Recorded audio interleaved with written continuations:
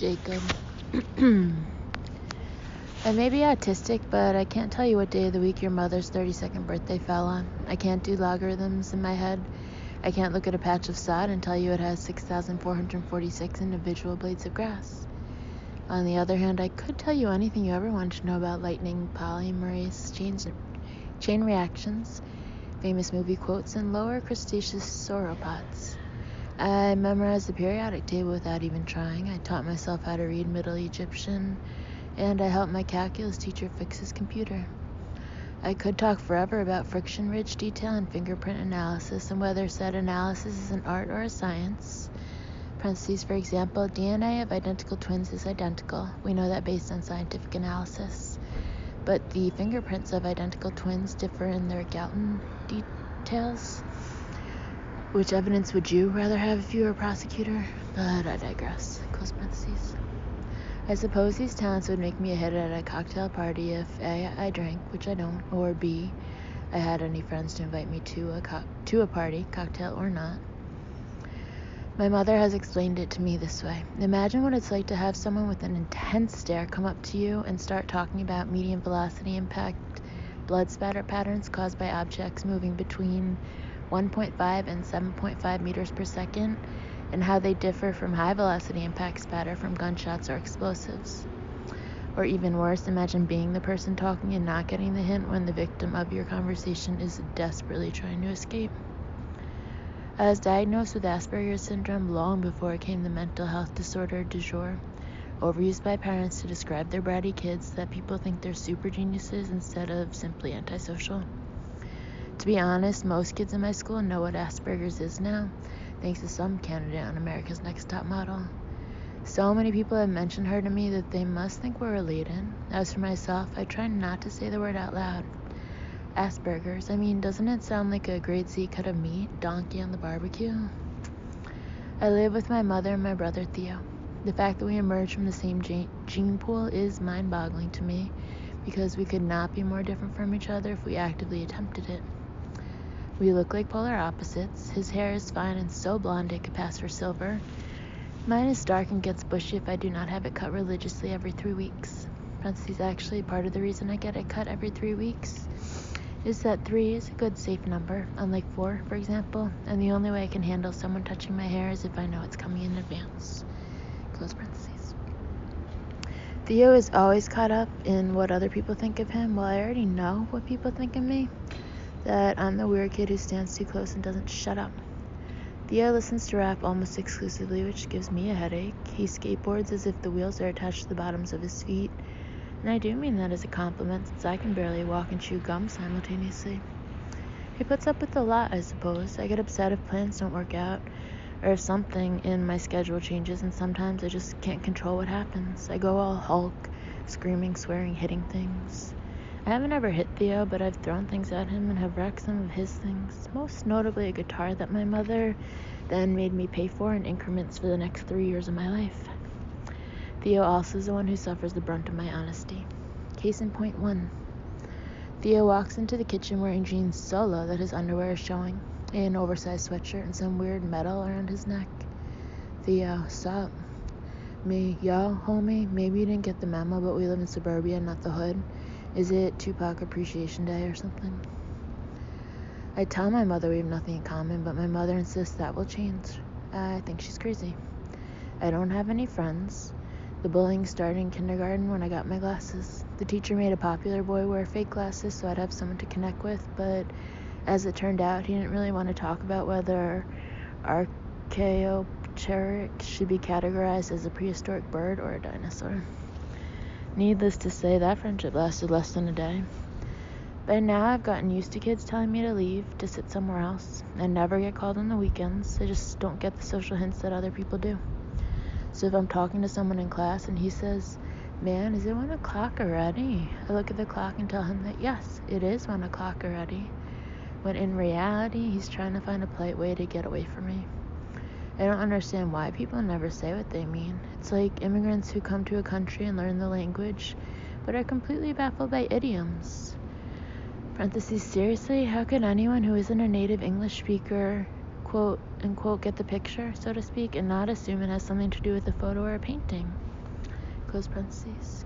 For me, being in social situations, whether that's school or Thanksgiving dinner or the line at the movies, is like moving to Lithuania when you haven't studied Lithuanian.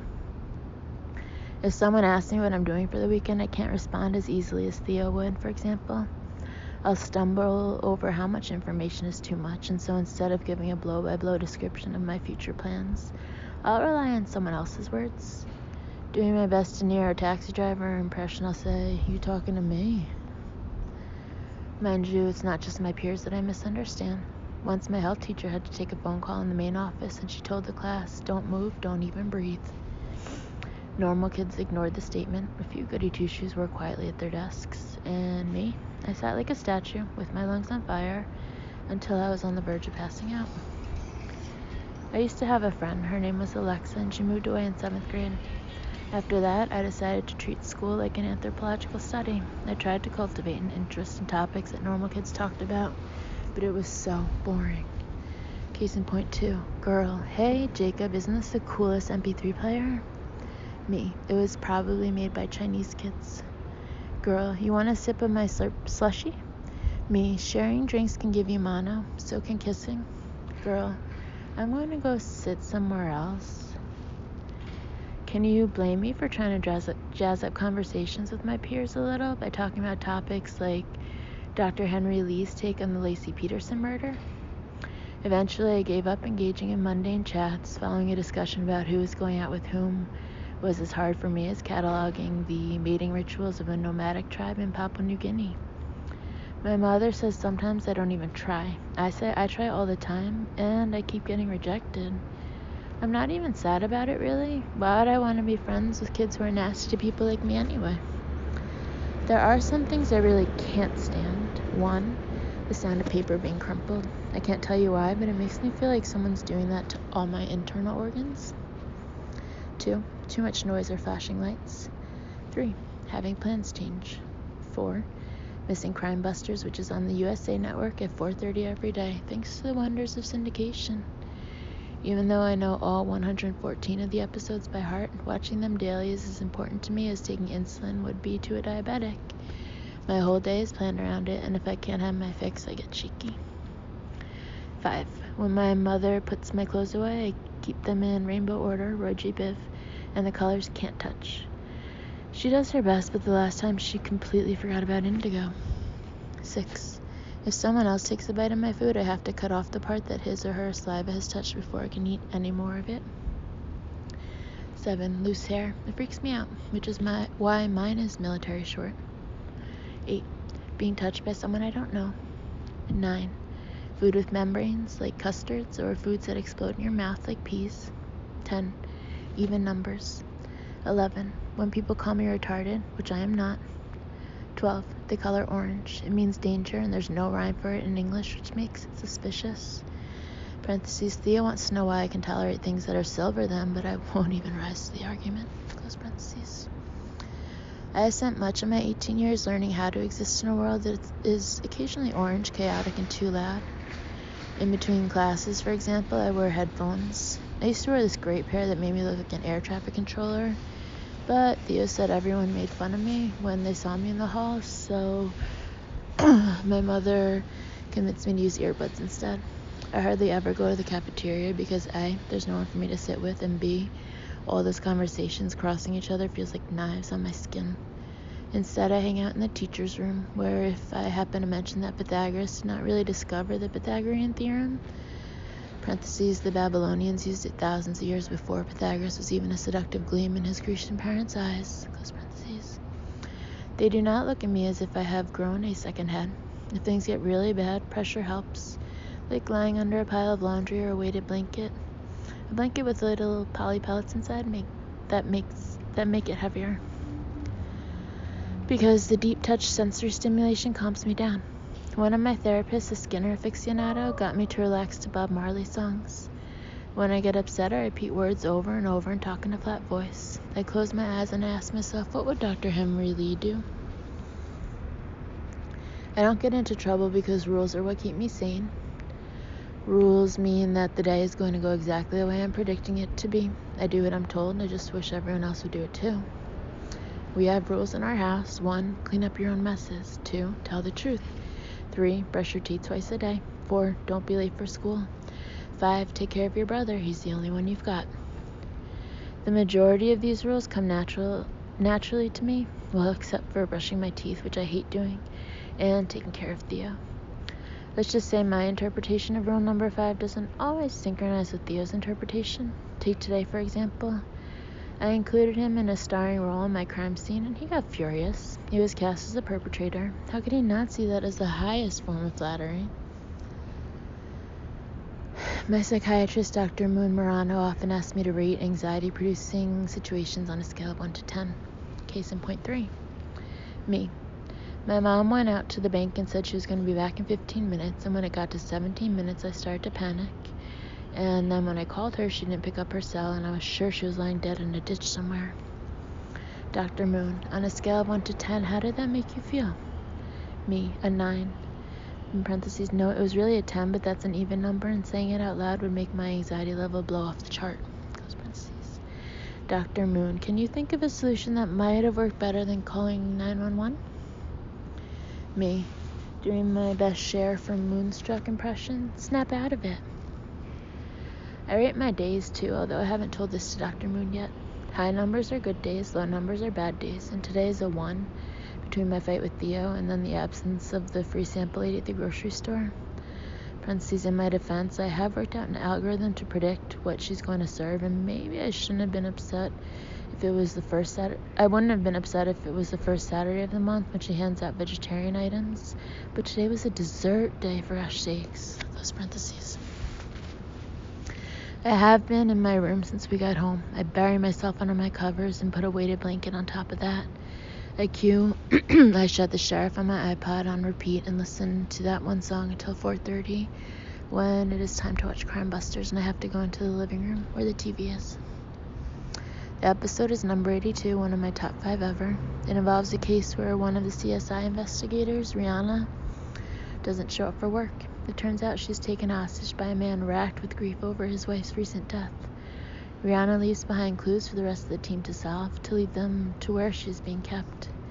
Naturally, I figure out the conclusion long before the rest of the CSI team does.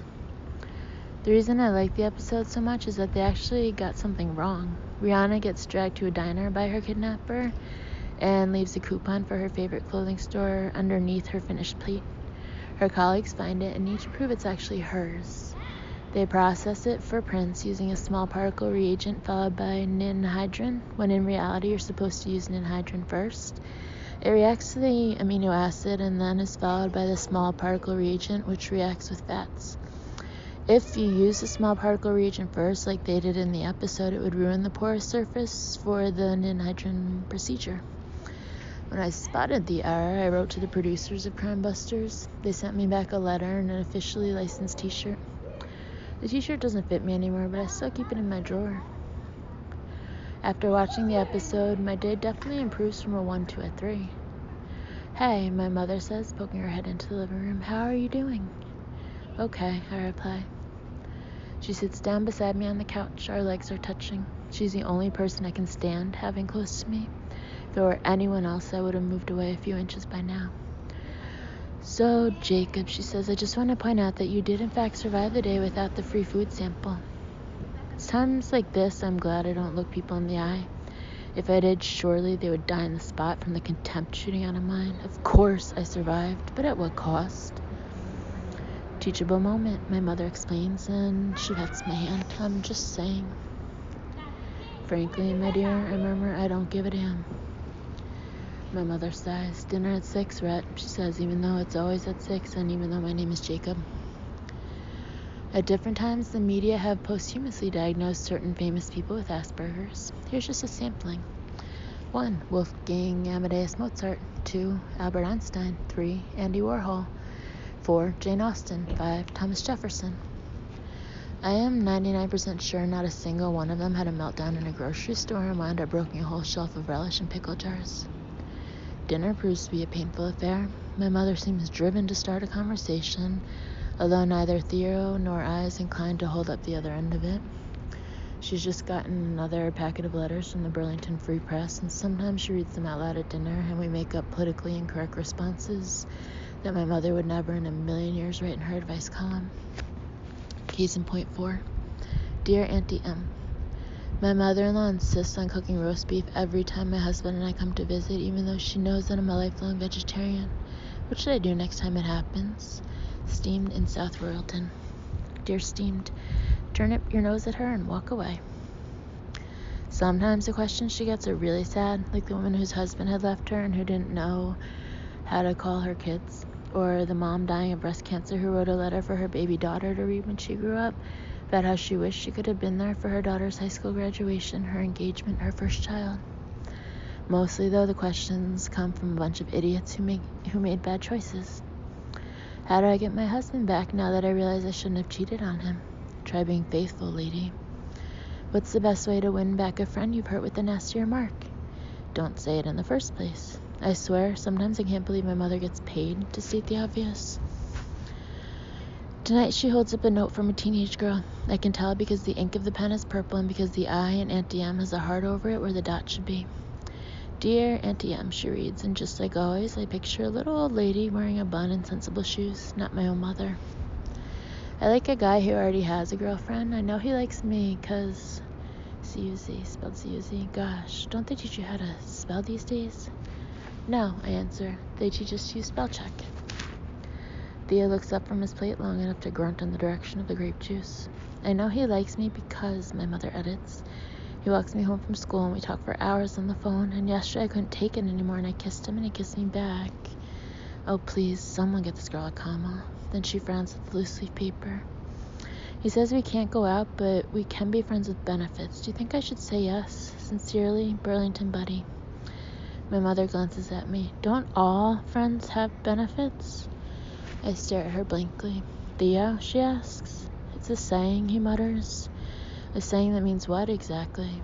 Theo's face turns bright red. Just Google it.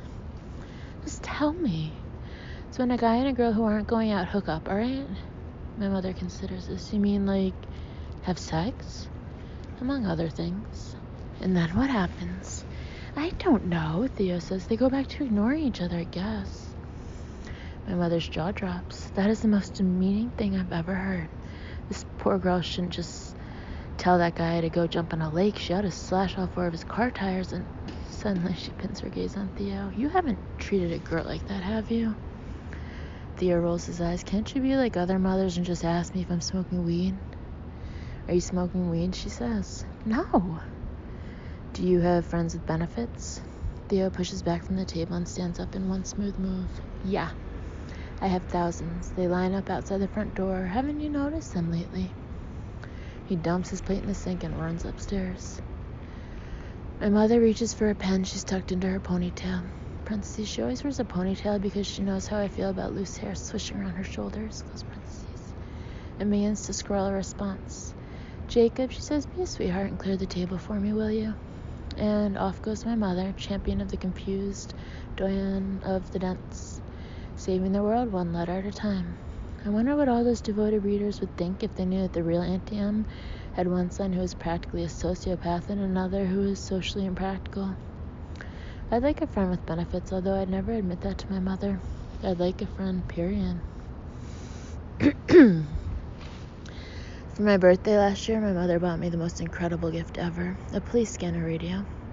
It operates by receiving frequencies that regular radios cannot, ones assigned by the federal government in the VHF and UHF range, above the FM stations, and which are used by police, fire, and rescue crews.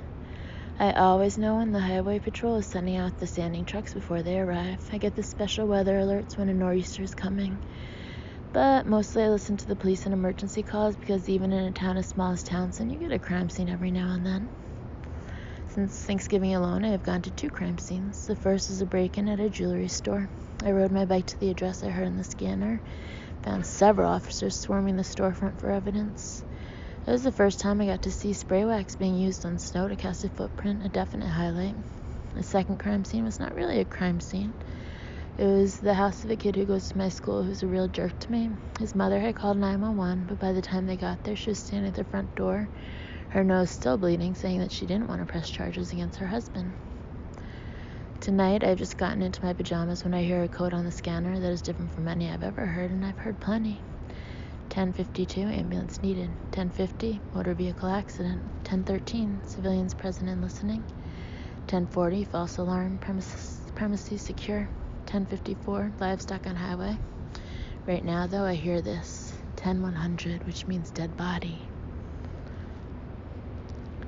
I don't think I've ever gotten dressed so quickly in my life. I grab a composition notebook, even though it's a used one, because I don't want to waste any time, and I scroll down the address that keeps getting mentioned on the scanner. Then I tiptoe downstairs. With any luck, my mother is already asleep and won't even know I'm gone. It's bitterly cold out, and there are about 2 inches of snow on the ground. I'm so excited about the crime scene that I'm wearing sneakers instead of boots. The wheels of my mountain bike skid every time I go around a turn. The address is a state highway, and I know I've reached the right spot because there are 4 police cars with their flashing blues on.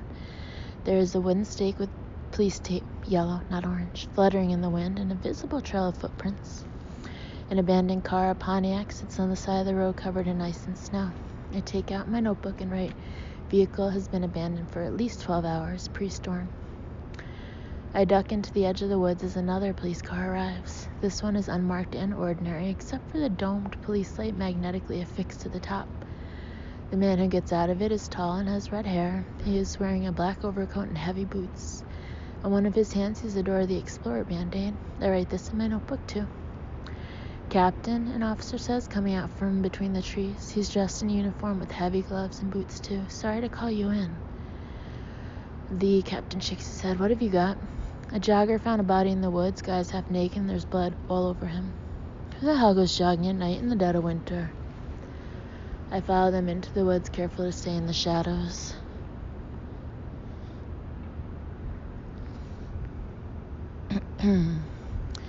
There are searchlights illuminating the area around the body so that the evidence can be fully recorded. The dead man is lying on his back. His eyes are open. His pants are gathered around his ankles, but he is still wearing his underwear. The knuckles of his hands are bright red with blood, as are the bottoms of his palms and his knees and calves. His jacket is unzipped, and he's missing 1 shoe and 1 sock. All around him, the snow is pink. Holy crap, the captain says. He kneels down and snaps on a pair of rubber gloves that he takes from his pocket. He examines the body up close. I hear 2 more sets of footsteps, and another man steps into the pool of light, escorted by a uniformed officer. The uniformed officer takes 1 look at the dead guy, goes totally pale, and throws up. Jesus H, the other man says. Hey, Chief, the captain replies. Suicide or homicide? I don't know yet. Sexual assault seems like a given, though. Rich, the guy's covered in blood from head to toe, and he's lying here in his tighty whites. You think he got sexually assaulted and then committed harikiri? The police chief snorts. I know I don't have the vast detective experience you do after 15 years on the job in the metropolis of Townsend, but I look down at the list in my notebook. What would Dr. Henry Lee do? Well, he'd examine the wounds up close. He'd analyze why there was only superficial blood, that pink transfer on the snow without any dripping or spatter. He'd note the footprints in the snow, 1 set that matches the lone sneaker on the victim's foot, and the other set that has been matched to the jogger who found the body. He'd ask why, after a sexual assault, the victim would still be wearing his underwear if other items of clothing were still removed. I'm so cold, I'm shaking. I stomp my frozen feet in their sneakers. Then I look down at the ground, and suddenly everything's crystal clear. Actually, I say, stepping out of my hiding place, you're both wrong.